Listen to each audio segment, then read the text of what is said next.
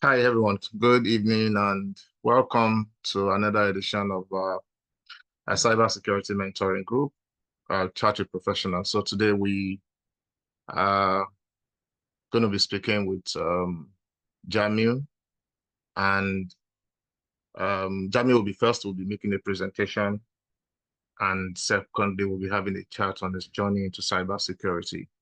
If you are joining us for the first time, Cybersecurity Mentoring Group is a platform where we share, we learn, and we connect with other professionals. Essentially, what we try to do is to invite professionals who are experienced in cybersecurity to share from their story, as well as um, let us learn on how they were able to either start the journey or are currently navigating cybersecurity. And if you're joining us for the first time, you're welcome, and I'm sure you will have something to go away with today. First, before we this session starts with our speaker, I'll just go through some of the things that we are currently working on in cybersecurity mentoring group.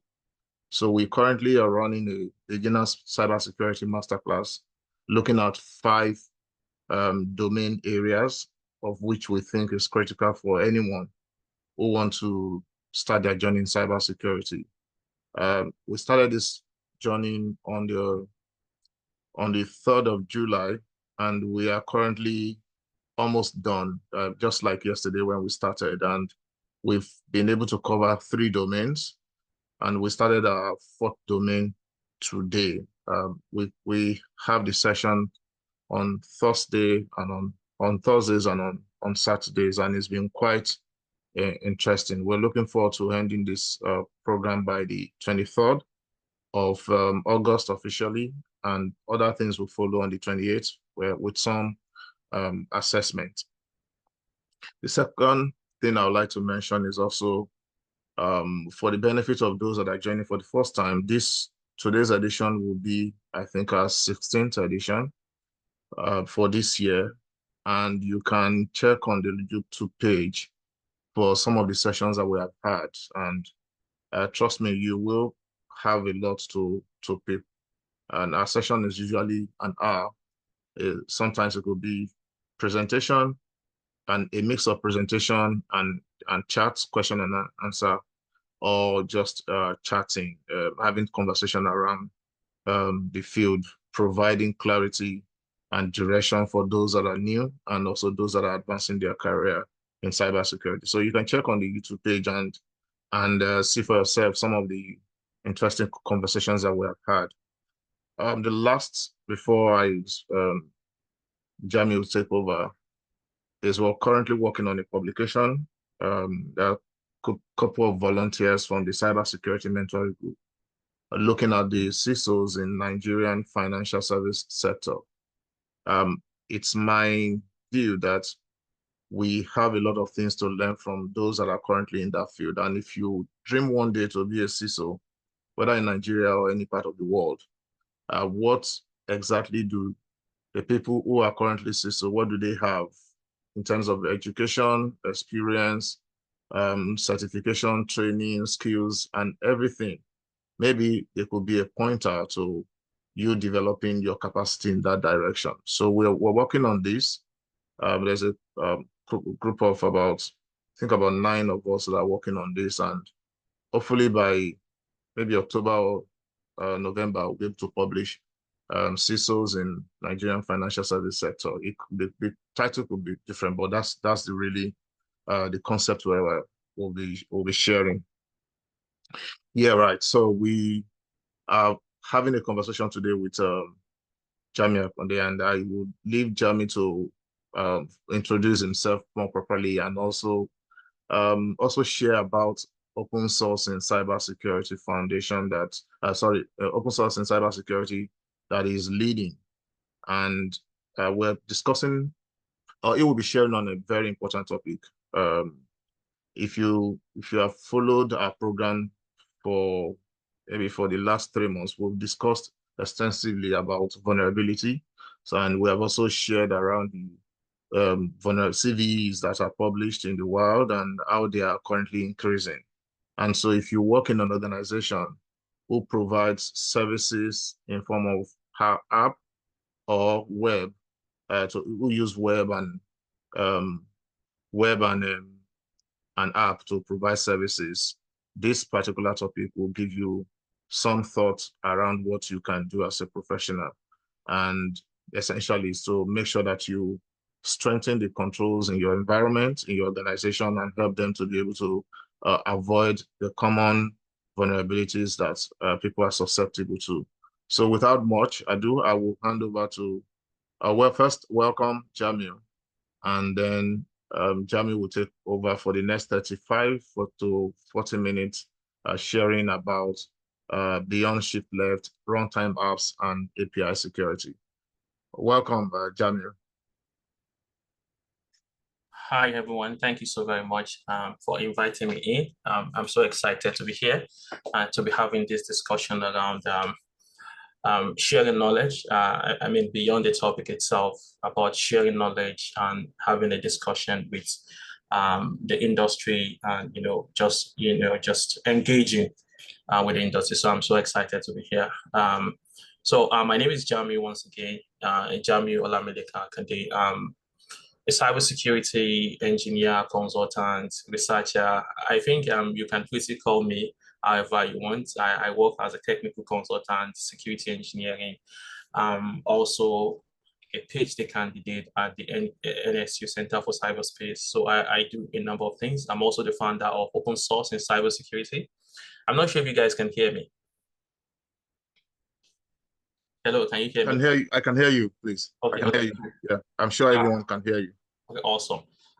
So I'm the founder of Open Source in Cybersecurity. Pretty much what we do is that we provide free cybersecurity services and support for early stage startup founders. So if you are a startup founder, if you are building something interesting, something amazing, and for any reason you require cybersecurity services, we are able to offer you those services for free. Technically advise, whatever it is that you need, we're going to have those discussions and we'll try as much as we can to offer you those services. And I think the big thanks is to the volunteers that works with me in order to offer some of these services that we are able to give to the communities pretty much, because we strongly believe that, early stage startup founders are the builders of our world. And I mean, in this age and time, whereby cybersecurity is a major, major challenge, if they need such services, we should be able to provide them, right? So that's pretty much why we offer these free cybersecurity services to early stage founders. We don't support people that have raised a lot of funds or that are already making a lot of profits and stuff like that. Let's say you've raised $1 million or something like that. We don't really engage with such, because we believe that maybe you have a bit of money that you can use to spend on this. But if you haven't raised, or maybe you only raised a little bit, you have it I mean, sometimes we also engage people that have raised a bit, but they are struggling because of the runway and what they are building. Yeah, we're still able to help them. So that's pretty much about open source and cybersecurity. So like I said, I'm so excited to be here and to be sharing some of these things. So I'm going to share my screen. I'm not sure, Wale, if you asked me any other thing apart from introducing myself and what we do. I think I think open source is pretty fine the way you have introduced. When you finish the presentation, we will discuss about the other things we want you to motivate the community with. Okay. All right. Okay, all right, makes sense. Okay, so I'm just going to share my screen, and I hope you'll be able to see it, because my screen can sometimes be funny. Let me see, share screen. Share. Only one presenter can share at a time. Okay, I think, yeah. Okay, I think you stop sharing. Okay, and then I want to share a tab. Just a minute.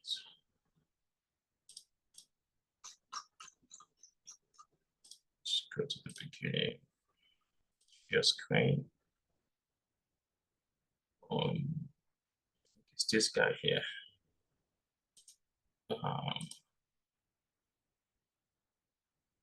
Okay, I think you should be able to see my screen Yeah, now. it's coming up. Okay. It is up now. Yeah. If you probably just make it okay, you're using Google presentation, so no, that's fine. Yeah. Is it clear enough? Is it good? Yeah, it's good. It's good. Yeah. Okay. I'm using a very wide screen, so sometimes when I share stuff on the wide screen, it's kind of the size is not that great on the other Yeah. side. I can at least I can see the title. I can Yeah. see the page. Okay. Cool. Okay. So I mean the title, beyond shift left, the runtime apps and API security, pretty much.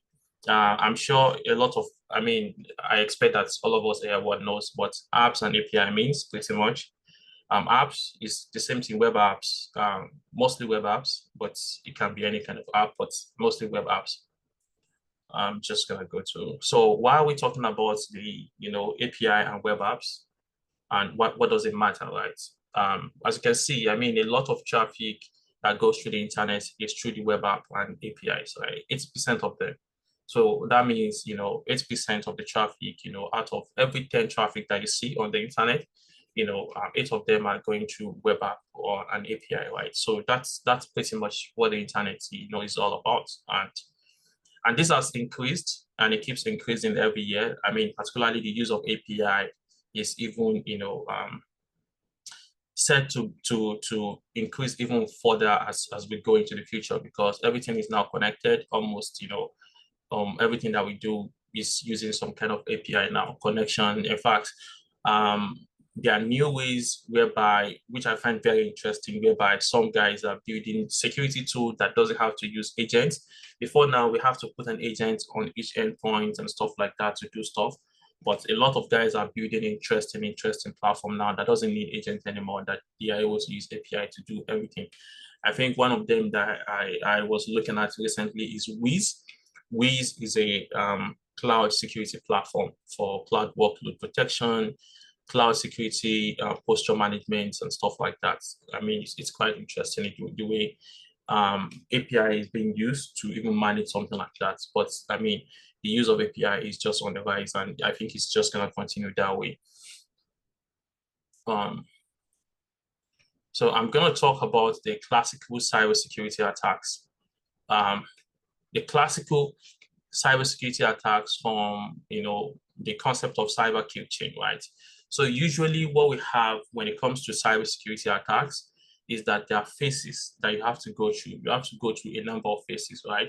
For you to actually conduct an attack. Like recon, you have to gather informations and stuff like that. And then, try to, see what are the attack surface that you can leverage on, what are the possible ways that you can use to actually attack a particular infrastructure before you eventually move into infiltration, then weaponization.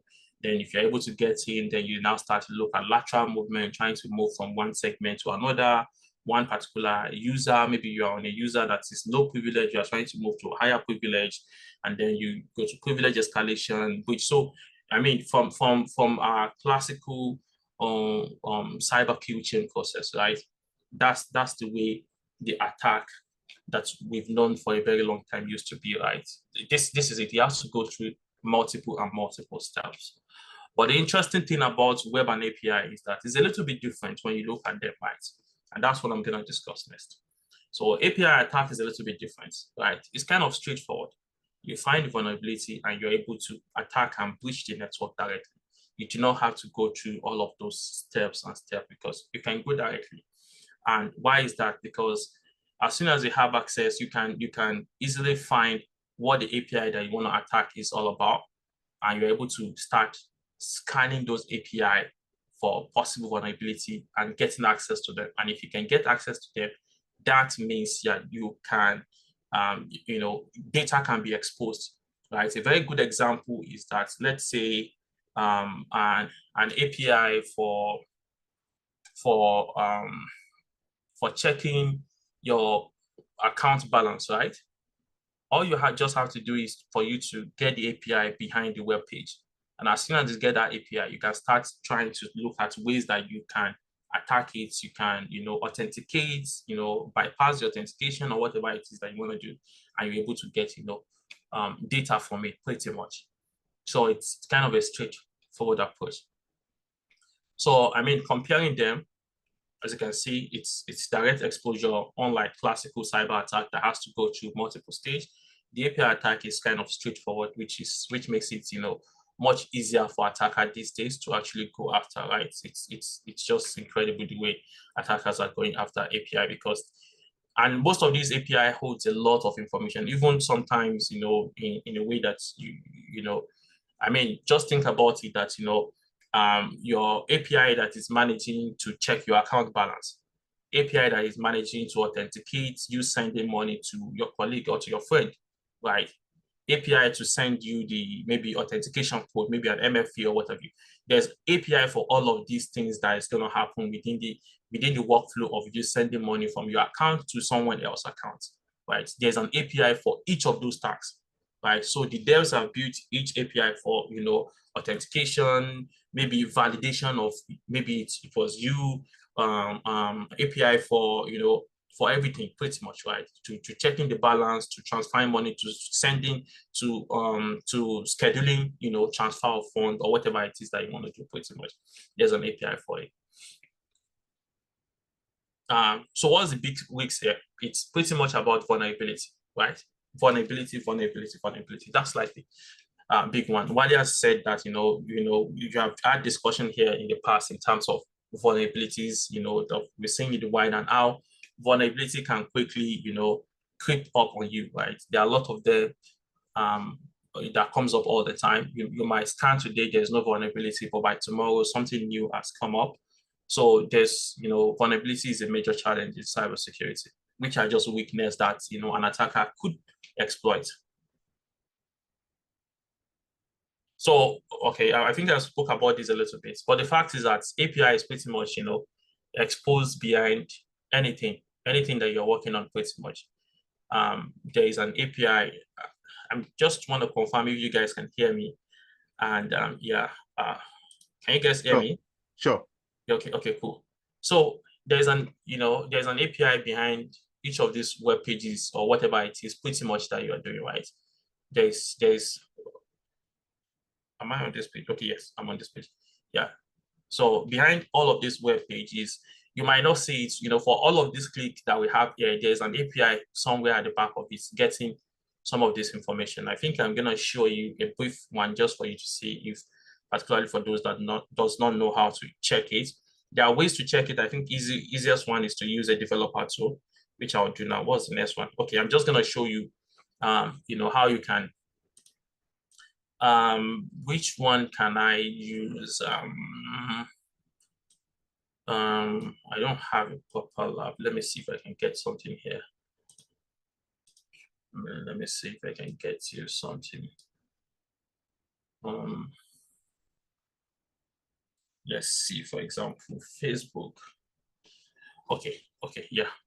I think possibly maybe something like Google. Yeah, we're probably just gonna use something like Google. So let me open a new tab, right? So behind whatever it is that we are doing, there's an API somewhere behind it that's, making some calls and stuff like that, right? So if you go to inspect, right? Go to inspect, let me move this, it's not moving. Okay, I think it's still kind of loading. Yeah, move it a little bit to the center. And you go to your network and you come here. So let's say, for example, I decide to just search for something, right? So all of the traffic activities that are going on, right? You would see the network here at the back, right? You see the network at the back here. So this is the URL page mode I'm calling at the back. So assuming this, what I click on is payments, what you see is, maybe you are on, let's say, a bank website, and if you are using the web app, if you are using the online version of it anyway, the same thing to the mobile app as well. The same thing is happening at the back end. It's just that you wouldn't see it because, you are not actually trying to view the traffic itself. But the point is that you can check the traffic at the back end, and you can see what API is actually being called. I don't know if that makes sense to you guys. You can see the API that is being called. So let's say you click on send, right?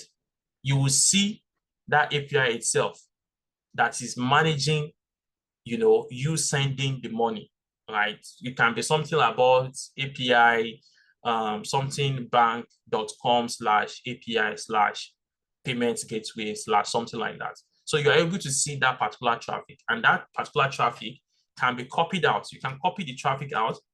You can copy the URL, the request URL out, and you can start to, try to, to do whatever it is that you want to do. There are a lot of tools that you can use to scan it, for example, whereby you might scan it to show you what infrastructure is at the back of it. What kind of infrastructure do they have? What kind of platform are they using? What kind of a programming language is used to write that particular API? Just get all the kind of information, and then you can start to look for vulnerabilities against those particular stuff. You can start to look for the libraries that were used by those particular development. Though, if you are using some common application, there's ways that you can protect and stop attackers from doing most of these things, right?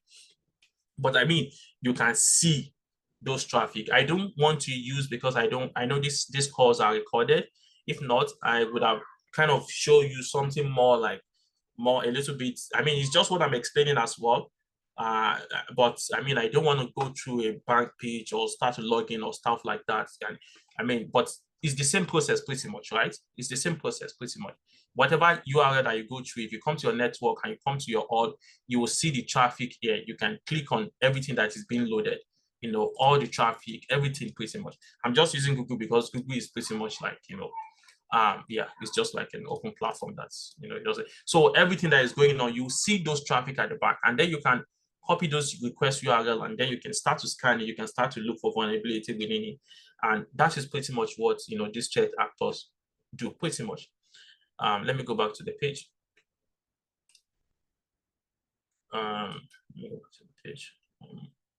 So what do we have to do protecting these APIs and the web apps? What do we have to do? The two most common strategy is the shift left.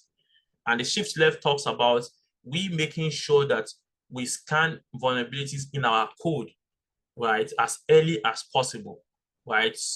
Back in the days, usually developers don't care about security, right? But in recent time, in the past 5 years, 10 years, there has been a massive campaign around we making sure that we scan the code. We do static scanning, dynamic scanning, software composition analysis, and all of those things on the code, and make sure that there is no vulnerabilities in those codes. And if they have any vulnerability, remediating them on time and making sure that, they are safe before they go into production. That's pretty much what shift-left strategy is all about. And the other option is the runtime protection, which I'll be talking about too. I think the next page is about talking more on shift-left. So shift-left, is just making sure that we test the code, and making sure that we test and we check the code before we go into production within the software development lifecycle, making sure that we remove all the vulnerabilities early enough in the product. And what benefit does that give us? You're able to detect the vulnerability early, and then you can resolve them. It's also cost saving because if you're able to detect them early, it removes the stress of you trying to remove vulnerabilities in a code that is in production already. Is way much harder because you have to be extremely careful, because if you don't do it properly, the code is going to break, and then the website is going to go down. So it's always very stressful. But if you have not deployed it, you can test it and scan it for vulnerabilities and make sure that there is no any kind of exploitable libraries or whatever in the code, and also empowers the developers pretty much.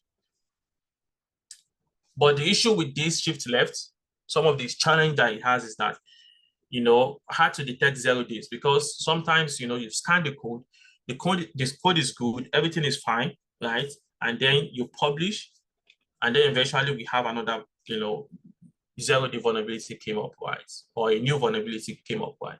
So it's just going to be a process of you trying to catch up, because the code is great today, you scan it, everything looks great, but tomorrow a new vulnerability comes and is affecting it. So sometimes as well, some vulnerability might pass through the crack because developers, they don't pay enough attention, or they think it's just something small or what have you, they just let it go. It's even a very common practice whereby, depending on the kind of company, they will say, okay, if you scan your code and you are not seeing anything high or medium, you can let it go. Right? Because it's also very hard to remove most of these vulnerabilities sometimes. So usually what some people do is that when they scan, this scanning tool that we have, like all the snake or check marks and some of this platform that does the scanning, right? When they scan, they're able to categorize them that, okay, this is high, this is medium, and this is low, right? So sometimes you can see, depending on the kind of environment, you can see high, that are like 3 of them, right? You can see medium, that are like 10 of them, but you can see low stuff that is a lot, right? So, some organization will just say, if you can remediate the high and the medium, that's fine, you can push to production, right? And sometimes people, some of those ones that are even medium or high can be categorized as low by mistake or whatever. I mean, the point is that sometimes some of these vulnerability will still pass through all of this check and get into production, right? And API abuse as well. There are some other things that could be abused in terms of, API that you might not see within the vulnerability, that is just like maybe the logic and stuff like that. And then bot protection as well. Bot is like a little bit more complex, because you will not be able to figure that out with your vulnerability scanning and stuff. And there are a lot of bots on the internet now. I mean, most of the threat actors are using bots, because if that's what you do all the time, there's no point for you to keep, let me admit this person, there's no point for you to keep doing the same thing over and over and over again, right? Most of the time, you get to a point that what you have to do is to automate some of these things that do the scanning and some of these things for you automated. Like, people that try to copy pricing from websites. That's some of the things that they use bots for. Or people that try to buy, sometimes, some product that is not that's very uncommon, or that have limited versions here. Limited version, I think these guys, some of them buy some shoes, sometimes even iPhone or stuff like that, sometimes PS4, PS5, all these games that are limited in numbers, right? So when they release them on their website, maybe they release 400, before you know it, within few minutes, you see that some people have, they bought everything. So some of these people use bots to purchase them. The bots will be able to go through and we keep checking how many can I buy, 20, 30, 40. And if you say it's not up to 40, it will reduce it to 35, and then to just make a purchase for everything at the same time. And then after they bought it at a cheap amount from the producer, a few days after, you start seeing some of these products on different websites, they trying to sell it at double or triple the price. So there are a lot of bots, and some of these people use them to do a lot of malicious activities on the internet. Some of these things cannot be resolved with shift left strategy, even though shift left strategy is great and is really good for us to implement it within our security maturity journey. It's also important for us to understand that there's limitation to it. And that's where we come into, the other point is that direct it on your resources, right? So with shift left strategy as well, usually the traffic goes from the person, from the user that is making the request, directly to your resources, directly to your backend, directly to your application, directly to your origin, right? There's nothing in between, right? The traffic goes directly to the resources. Let's say I want to go to, let's say www.jumia.com, for example. The traffic goes directly to Jumia. But now let's talk about runtime security. I think that should be the next page. So runtime security is a little bit, or runtime protection is a little bit different, right? Is a position whereby there is a infrastructure in front of your resources, in front of there's an infrastructure in front of your origin. Yeah, your origin is your website yourself, maybe jumia.com, right? but there's something in front of it. And that's what runtime protection pretty much does, right? So what it does is that when an attacker is trying to attack your website, he's not going to be able to, he's unable to attack your website directly. He has to go through this platform that is in front of your of your resources, right? As you can see here, we have a malicious user that is making requests, but it has to pass through this edge protection that you have. So it's only if this edge protection is fine before he's able to what? Go to the origin at the back. And you can see the legit user is able to go through, pass through, and go to the origin. But if it's a malicious user, it's going to go through this, and then this edge protection is just going to drop the traffic pretty much and say, oh, this looks malicious. I'm just going to drop the traffic because, I can see. So for example, someone making a scan, let's say you copy out the URL, just like I've shown you earlier, you put it in some tool. There are some tools out there that you can put the URL, and then you can change some parameters, and then you can start to make some scan, right? You can start to make some scanning for vulnerability. Is there any vulnerability on this particular API that I see? This API is the payment gateway for maybe some services, right? Is there a vulnerability that I can exploit? And then I can pay for 200 people at once without even paying anything. People try to do all those kind of stuff, right? With shift-left strategy, there's nothing in front. It's going to eat the resources. But the good thing is that with shift-left strategy, if those vulnerabilities are not present, you are unable to actually do what you intend to do, right? But for edge protection, even if the vulnerability is at the origin, right? Because you have something in front, this stuff that you have in front is able to evaluate the traffic and say, oh, I see this traffic that is coming in, passing through me to the origin, but this traffic is looking like an attempt to scan the origin. Because of that, I'm going to drop this traffic. So even though if those vulnerabilities are at the origin, the traffic will not even get to origin at all. I don't know if this makes sense to you guys. Anyone?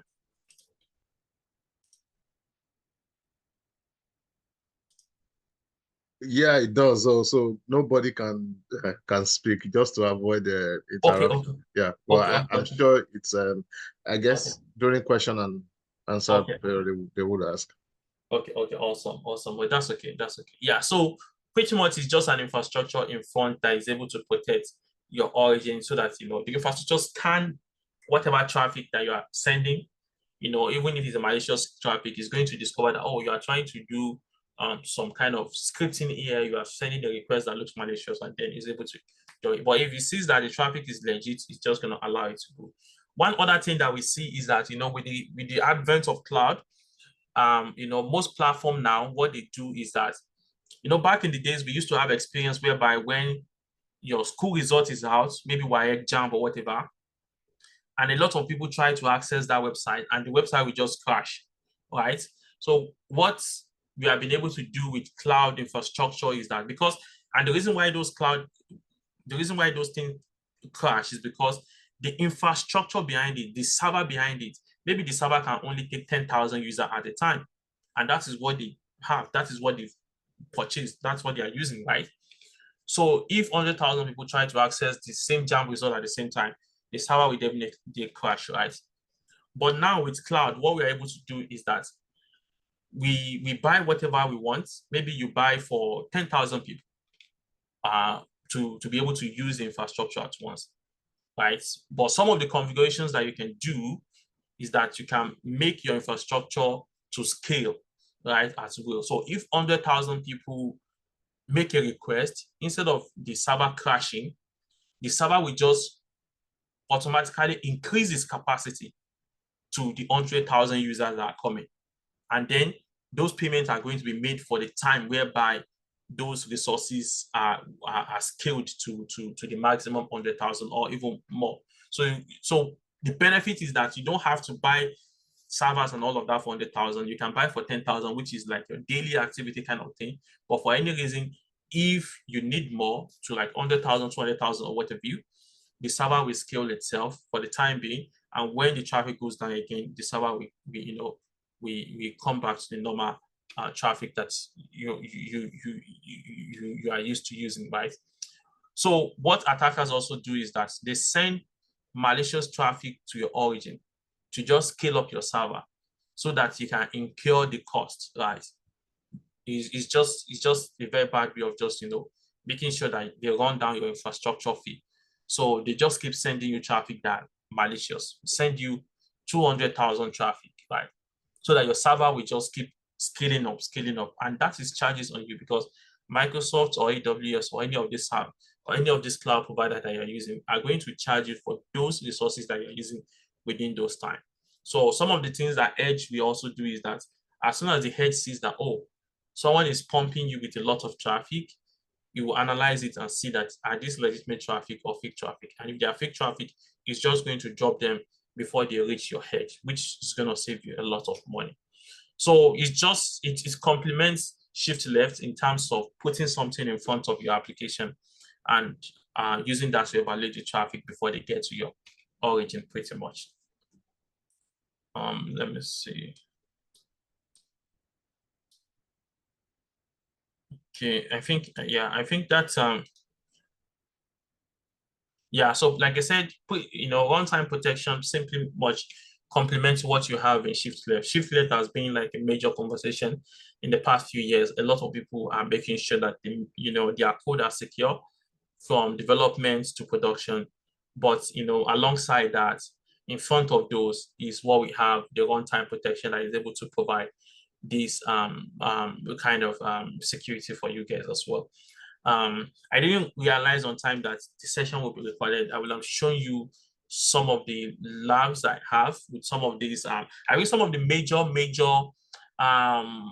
provider in this space are like Cloudflare, Akamai. I'm sure a lot of people, when you are going to some websites, you see the Cloudflare all around. Yeah. They offer this kind of runtime protection. Pretty much what they do is that they have their own network of servers, right?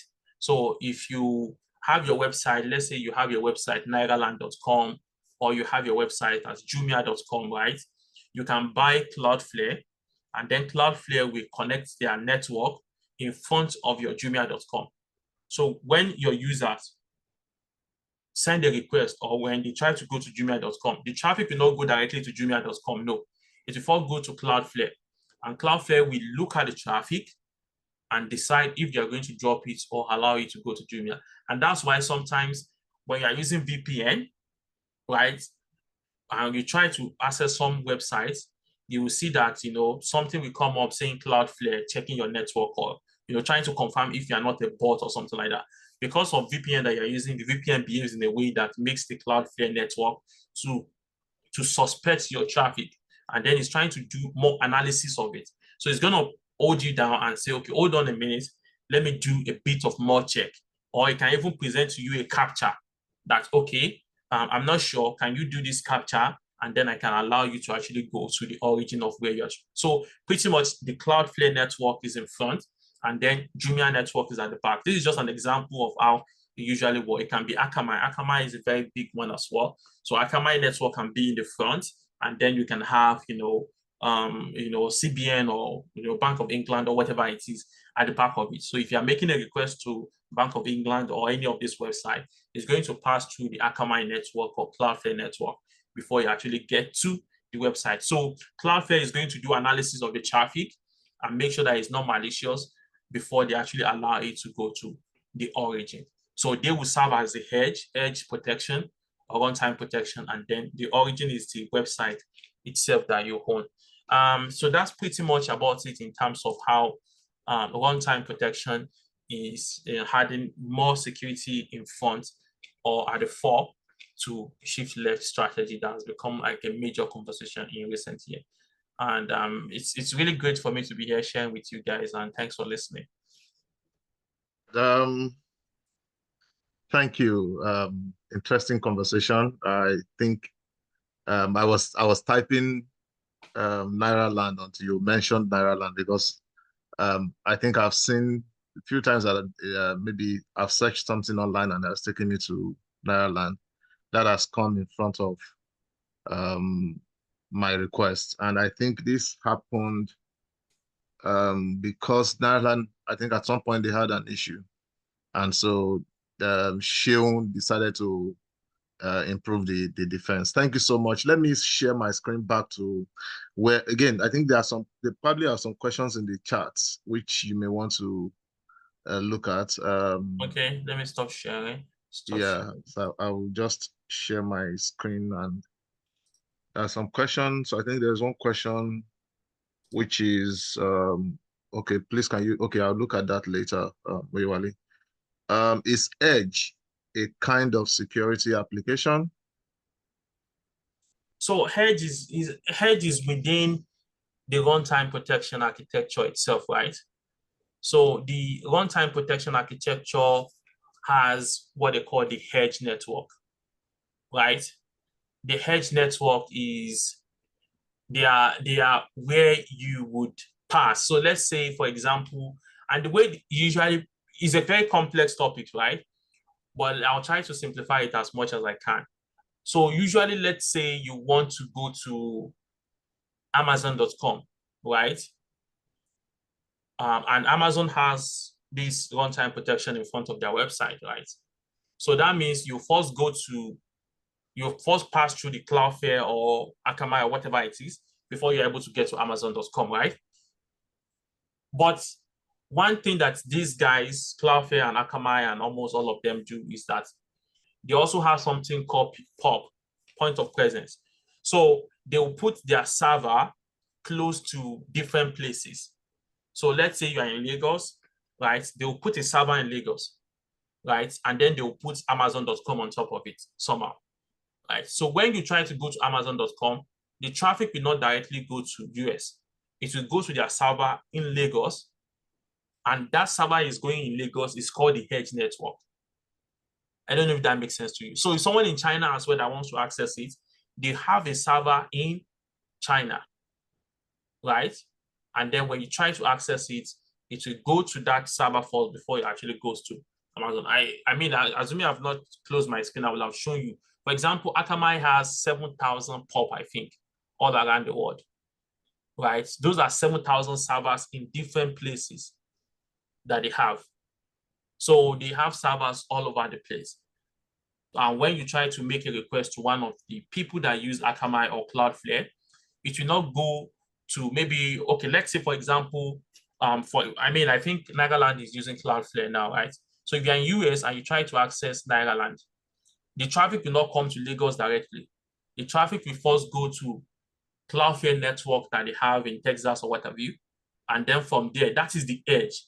And then from there, it will now go to wherever Nagaland is keeping their own origin. So origin is the resources of the website itself, which is it can be Nagaland or whatever, right? The edge will now be these providers, these runtime protection providers that are giving you, a kind of entry point for your users.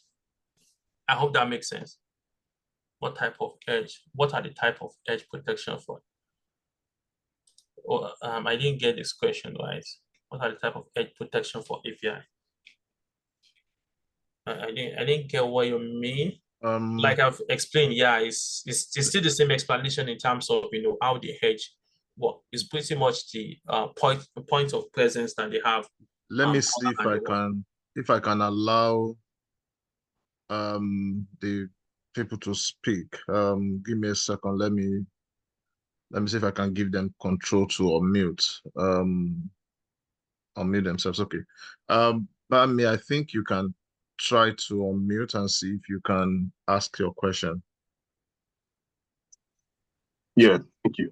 And thank you, Jami, for today. So I was just trying to get a clarification because I saw a tiny print in one of your diagrams that showed them WAF.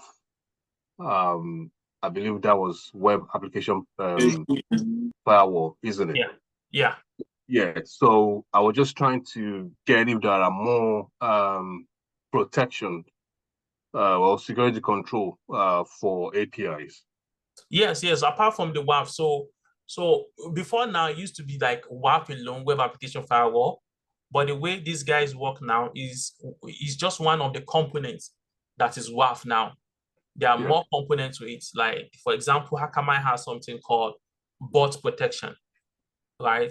That focus on making sure that they're able to detect bots. So within the bot protection, they've classified maybe like 300 bots already, different kind of bots. The common ones are like Google bots, right? Google bots is well known. When your website is up, Google wants to crawl your website. So when your traffic is coming, Akamai understands it and knows that this is from Google, and it allows it to pass. Except if you say that, oh, you can configure it and block Google bots if you don't want it to call your website at all. There are some other bots like that as well, such as weather, such as pricing, such as research, different kind of bots. So there are other things within it as well, such as client reputation, whereby it's able to use AI to see what are the IPs that has been categorized as malicious, and then it can figure that out as soon as they get to the edge that, oh, this IP, someone has reported it to be malicious. We can see it on VirusTotal, we can see it on here, and then it's going to block it. Yeah, it has a number of things that you can exploit within the platform pretty much. Yeah. Brilliant. Thank you. Yeah. I think there's another question. For a fintech company that has a number of API, do they need a specialized API security solution, or a SIEM solution can help monitor traffic from the APIs? SIEM solution is not even that close to when you are monitoring API, because the kind of traffic that you generate within an API is so much that you don't want to be. I mean, it depends on where you are, right? I mean, for some of the places that I manage some of these things, they kind of in fact, they don't want to onboard traffic from API into the SIEM, because it's going to run their subscription fee so high, because the amount of traffic, you can imagine if you are onboarding traffic of e-commerce platform, for example, right? It can be really crazy. People making payment, people doing this. So they don't want to onboard those kind of stuff into it. So it's kind of different. It's kind of different use cases for those two, to be honest. But if it's a small fintech, I mean, with my experience, you might get enough security with some of these small platforms like Vessel, right? If you're using Vessel, Vessel has security, but I mean, compared to the kind of places that I work, Vessel does not have enough security for us to even try to pick it up, because they have standard security, but the flexibility to configure it the way you want is so limited with Vessel. But it's kind of very good for like a startup, because you do not have, I mean, right now I know that for Akamai, for example, some big banks in UK are looking for contractors to help them manage their Akamai platform. And it's so hard for them to even find contractor. That's what they are even offering can be as high as 500, 600 pounds a day for a contractor to work on the platform. So you can imagine if they are paying one contractor that is working, and sometimes they have 3, 4, 5, 6 people working on it, and they are paying one of them 600 pounds a day. That's how massive it is. So, but the concept is that they have the flexibility to do all kind of stuff. The configuration to the details, what you want to pass, what you want to stop, the kind of is so massive. But Vasu does not give you the opportunity to be that flexible. But it will give you standard security that you need for most startup, except if your startup is now big enough that bigger people are interested in what you do, and then you can now start to explore more opportunities like Cloudflare, because Cloudflare is still like is still much better than, let's say, Vessel or stuff like that. But they are not still as complex as some other platform. They are still much straightforward, to be honest. All right. There are two more questions. I will come to Lukayode. Is up, but there's a question in the chat. So this edge, is it the same as the one using edge computing? I think it's still the same, right? Because I think in edge, I'm not sure what edge computing even means, but I think it's still the same, because the way the edge protection works in real time is that you see some of this platform that has, let's say Akamai or some of this platform, right? In fact, Akamai has to buy a cloud service provider recently. But now they are getting into like cloud. Yeah, I'm probably know Linode. There's a cloud service called Linode, Linode. Akamai, I think I acquired them recently, right? So some of the strategy that some of these platforms use to get more point of presence, which is the edge, is that let's say we have a cloud service provider in Abuja or Lagos. Let's say phase layer 3, I think, is it layer 3 or phase 3? Layer 3, I think. Layer 3, I think they offer cloud services, right? So what they just have to do is they will just buy a server with layer 3 that is in Lagos or in Abuja, right? So they will have access to that server, and then they can now configure that server to manage their traffic at that edge, pretty much. So that's the way they manage those kind of edge. Sometimes you can even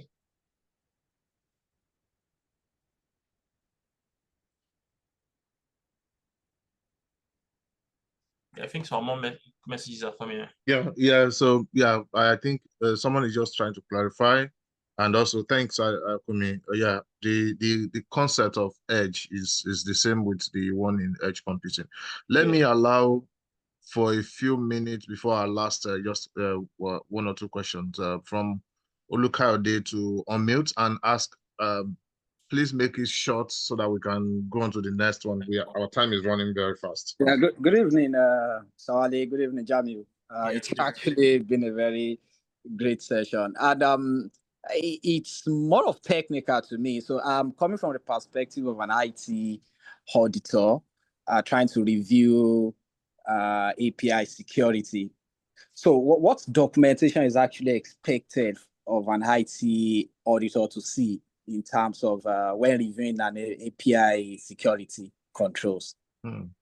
I mean, that's a very big one, right? Because to be honest, I'm not I think I've worked in governance, risk, and compliance in the past, but I never did. I think I've actually done a project on API security audits. It's not, is it an audit? It kind of audits anyway, but yeah. I think that there are a lot of things that you have to do. I'm sure ChatGPT can help you a lot, but I mean, to start with, the first one is discovery, right? Anytime, any day. You have to discover, and most of the time, right, even developers struggle with knowing exactly how many API do they have. There are shadow APIs everywhere. So, I mean, the first thing is to know, do they know exactly how many API they have?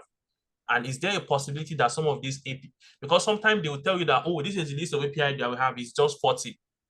But it's not 40, it's probably 54. Some of them are not actually in that list. Is there a way you can confirm that you have been able to capture everything? That's like a starting point.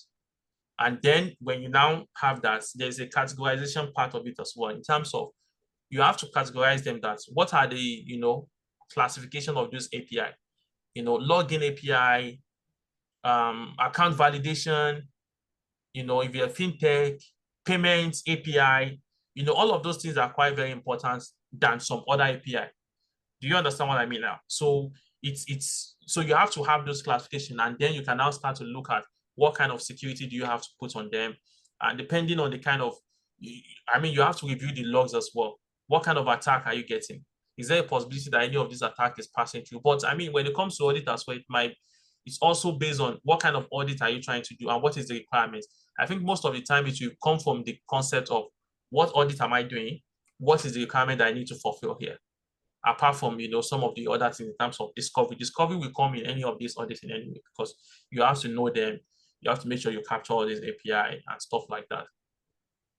Yeah. All right, thanks. I will move on to just maybe hopefully in next 5-7 minutes we'll be done. So Jamiu, as I maybe mentioned in our private chats, our community is a growing one, and we have quite a number of people who are just starting that or contemplating starting that journey, or they are already on that journey. And I just want to get some inspiration from your journey into cybersecurity, as much as you are comfortable to share with us. How did you get here? How did you start in cyber? And maybe we can learn something from your journey. I think my own progression is a little bit kind of straightforward, right? I started working as a network engineer, network security engineer within the telecoms in Abuja, and I worked for a number of years. Then, I mean, just moving around, I moved to another telecoms again, spent a number of years. Then I got a job at an embassy. I was working for an embassy for I think 4 years thereabouts. as an IT officer. So that's role. I was doing a lot of things from governance, risks and compliance to network to firewall to systems engineering. I mean, it's pretty much like an IT officer kind of role whereby you do pretty much everything, right? Yeah, two of us, myself and the person that serves as my manager. The person eventually left, and then I became like the manager. And then I was just pretty much managing the whole department, and they didn't even hire a second person. And then until I decided to come to the UK for my master's, I did my master's. Then I started working within a SOC operation, security operations center. Then I worked within information security again, like yeah, it's more like a SOC as well, but for internal. And then yeah, I moved to security engineering, and that's pretty much where I am. So it's more like, you know, just looking for the next opportunity, and stuff like that. And while doing all of that as well, I was doing a lot of certifications. I spent time, you know, studying. Yeah, I'm always on one certification or the other. And yeah, I think that's pretty much the journey. All right. So again, I think thanks for yours is a bit kind of direct or almost. Yeah, yeah, but that, when you look at it in the uni, I didn't study. I mean, I studied mathematics, right? Which is kind of close to computer science. And to be honest, some people even thought I was in computer science department because my nickname, even while I was in school, was Java. People call me Java then. And that's because before I got to uni, I used to read some Java book then.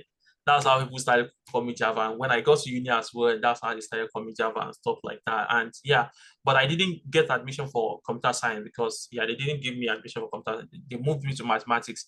But when in mathematics, I was doing programming at some point, Java, then I left it, then I started to do networking because some guys that I know are doing like Wi-Fi network within the school. So we started to follow the man around, showing us network, router, switches, access points, repeater, helping him to do stuff. And then those experiences what got me my first network engineering job. And because I just went in for the interview, they did interview, and then that's how I got the first. And then it just, from there, it just keep moving on. All right. For those that their path is not as straight as yours in terms of they do not have, so maths and computer science are probably just brothers and sisters in physical sciences. So for those that do not have that kind of similar background and they think that cybersecurity is something they would like to pursue, what are your thoughts for them? I think if you are starting today, I would say learn software development, learn backend development first, then move to cyber. Move to bug bounty, web and API security, bug bounty, and you'll be fine. And then from there, you can start moving to other parts like security engineering, deployments, and stuff like that. SIEM, SOC, and then you can go from there. That's what I would advise now, because right now it's becoming very obvious that software development skills is now very important in cybersecurity. I'm not sure if you've noticed this. It's becoming major. I mean, we having roles that used to be like a core cybersecurity person before being taken by software developer. They don't have full understanding, but I mean, they just went in there. They have like the number of detection rules that they've given, and they just automated everything. Just set up the automation pipeline, detection, make sure there's no drifting and stuff like that. Put everything in GitHub, and then if you create a new detection rule in GitHub, which will go to like your staging area, someone else will review it. To go to production, the rule is already deployed. So unlike before that, we have to like do click, add it, verify it, login, passing, and stuff like that. They're just kind of automating, and that's what I see almost everywhere I go.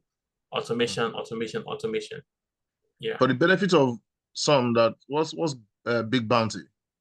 Bug bounty. Bug bounty. So bug bounty is pretty much this is usually in web and API security guys. So whereby, for example, ChatGPT has bug bounty, very good bug bounty stuff, whereby they will give you like instruction, what you can do and what you can't do, and then you start to try to hack their system pretty much. And if you're able to get any vulnerability or anything major, they'll pay you for it. So on ChatGPT website, they put it on if you search ChatGPT bug bounty, they'll put it, if you find vulnerability in our login, is $1,000. If you find in our this is 500. If you find in our this is 50. You know, depending on how important where you found those vulnerability are, that's how they will pay you for. So I say bug bounty because it's something that you can do from like almost anywhere, particularly if you're in Nigeria. I mean, because it's very hard for you to get a cybersecurity job from Nigeria directly, right? Because there's a trust issue and stuff like that in terms of, it's not about Nigeria or whatever, it's about the fact that there's trust and there's policy as well. I mean, just think about it. Cybersecurity guys have access to everything, right? I mean, if you're working in cyber, you pretty much have access to everything to some extent, right? So you can see logs, charts. The logs has contain some charts, contain different kind of stuff. So they wouldn't want to give it to someone that they cannot see. They cannot do background check. Even here in the UK, when you get a job, you have to go through background check. And there are levels to it, but everyone must go through a background check. Even if you are like a job that is not like require of so many security, they will still do like a basic background check for you. We call it DP check. But if it's a role that is even towards government and very important place, they will do something much more important called SC check, which is security clearance. They will do those ones for you. And there's another one called DV, which is even on top that they will do. It's not just you again, your wife, your colleagues, whoever you've met for the past 10 years, where you have traveled to, your banking, your wife's bank, your parent, they will search everyone pretty much on it. So when you look at the way they do it here, so it's very hard for them to just say they want to recruit someone directly from Lagos. Yeah, but for bug bounty, it's kind of open to anyone online. Even some bug bounties still discriminates kind of, they will say that it's not open to people in Afghanistan, Iran. Sometimes they'll put Nigeria as well. For some people, you understand, but they just do it like that. But most of the time, it's always open that you can, you know, have your test. If you are good, you can write some massive scripts to detect, to do, and you're able to detect a vulnerability in their code or something like that.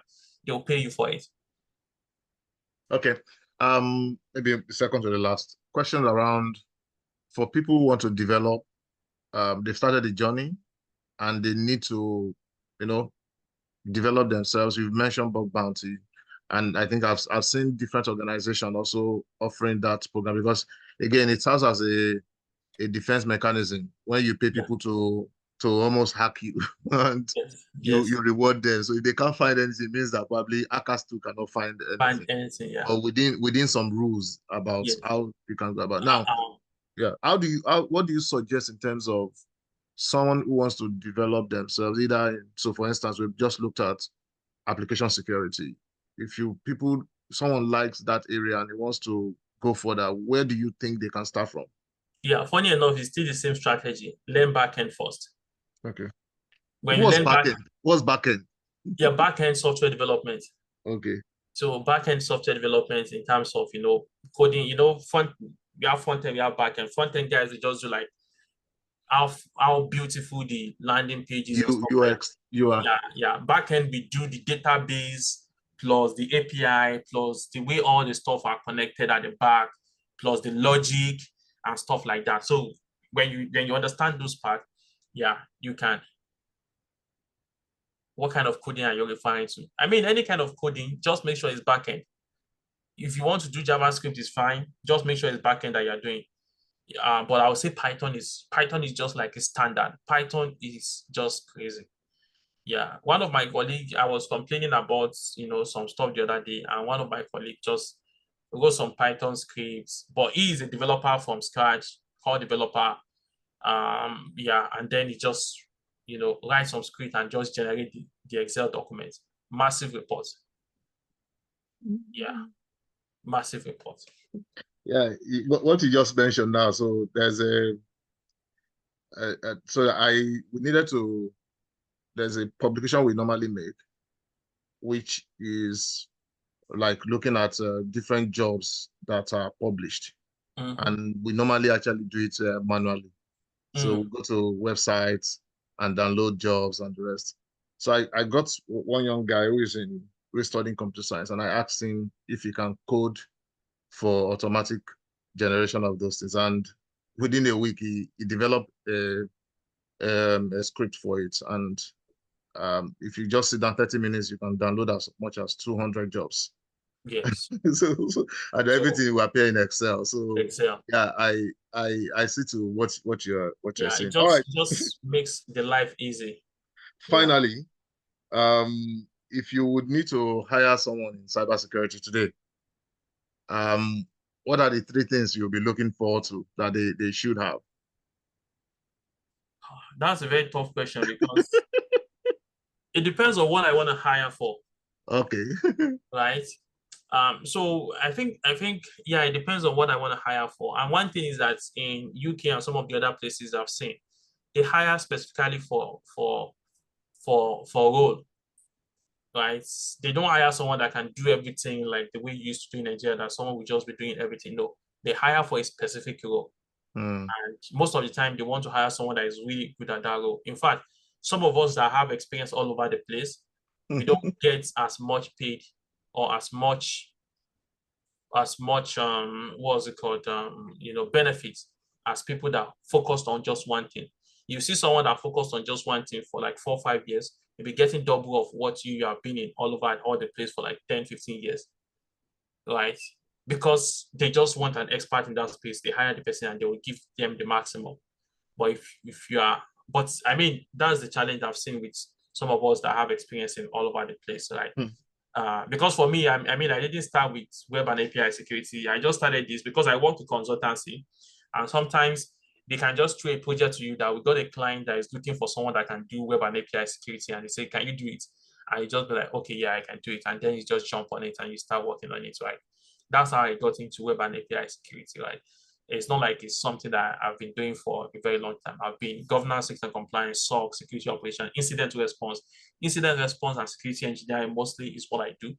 But in recent time, I've been doing web and API security as well. So some of us that we move around like this, we don't even get half of what people that are focused on one area get. But I still believe that at the end of the day, there's hopefully we'll have our time as well, right? And our time, I believe, is going to be in security architecture. So, sometimes they require someone that knows a lot about different space, because at the end of the day, that's how you're able to come up with an architecture that works, that considers everything, right? That you're able to put in mind how developers work, how the DevOps guy work, how the WAF work, how the SIEM guys, how the SOC guys, how the incident responder, the penetration testing, and all of that, you're able to, give them something that is able to take account for every other person. And then, yeah. Thank you so much. I think we're done. We've gone over our time. Yeah, I think I'm just gonna add a few things to it, right? All right. So the first one is that, particularly for people that want to study abroad or stuff like that, if you're doing your master's or any of this course, try to make sure that your project topic is something relatable to the industry. I see a lot of people make these mistakes. Maybe they came from Nigeria to do their masters in the UK and they want to work in cybersecurity space, and they're doing their masters. And usually your master's program, you have your time for your project, which is like 3 months or 2 months minimum, right? Within a 1-year program, at least 2 or 3 months will be for your master's project. Some of them, you see them taking topic like IoT for automated car driving, blah, blah, blah, or wireless driving. They'll be taking some topic that looks really fancy and nice on paper. But if your goal is not to do research, don't go for those kind of topic. Take a topic that is relatable in the industry. Take a topic on SIEM, security engineering, detection engineering, stuff like that. Something that is like that there's job for it.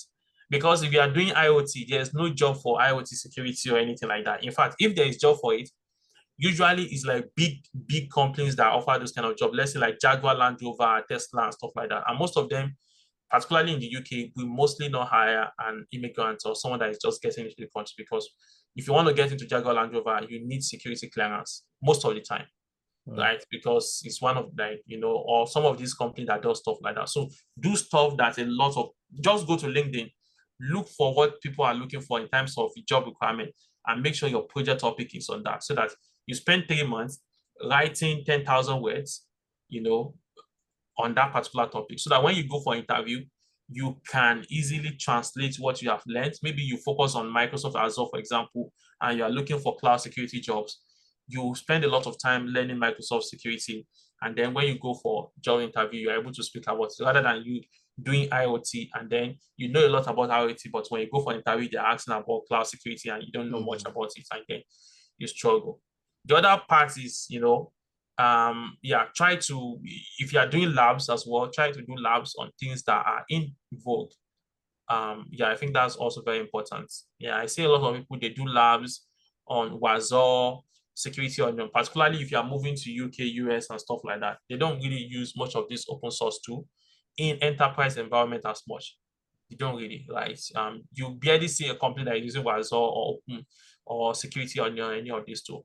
So focus on like Splunk, Microsoft Sentinel, CrowdStrike or stuff like that, and build your technical expertise on those. I think those are the two important things that I think I should share as an addition. You're right. Because the publication I said we made, which is pinned to our LinkedIn page, the Sentinel and Splunk were the top tools that we saw in terms of SIEM, that we saw that they are common in a lot of jobs. So you're right. You're right. All right. I think we have come to the end of our session today, and I want to thank you so much, Jamiu, for finding time to talk to us. And concerning your cyber security or the open source, so you say that you help a startup basically, and you help them kind of look at their security aspects and why they focus on their business. Yeah, kind of. Okay. And then, so again, I know that you probably have been working with them as an expert, not people who want to volunteer or something. What are these? Are there space for people that want to learn to join your team or to? Yes, we take volunteers because I can't do it alone. So we have a number of volunteers on our website page. We have volunteer. We have even 3 tiers of volunteers on our page. People that are looking to learn, people that have technical expertise and experience. People that have technical expertise and experience, if we get them in as volunteers, they can lead conversation with the founder if I'm not around. But people that are looking to learn will now be attached to those people that have experience so that they can work together and, but the person that we call it technical fellow, such person can be attached to a founder to give them the support, and then we can also give someone that is just like a volunteer, a normal volunteer, someone that is looking to learn to attach to the person, and then the technical fellow can manage the volunteer, make sure that he's doing the right thing. That's excellent. Thank you. And I'm just looking out for our members who may be interested in getting one skill or the other. Thank you for being generous. I think we've come to the end of today's session, and thank you so much, Jamiu, for giving us your time. We know UK is time is money, so thank you for spending your 1 hour with us and contributing to the industry. Everyone, I think it's been a good conversation. You can follow Jamiu's on LinkedIn. You can follow him on LinkedIn and maybe be able to engage and ask more questions if you have, or send it across and I will push it to Jamiu. Thank you for joining us this evening, and do enjoy the rest of your weekend. Bye for now. All right, bye.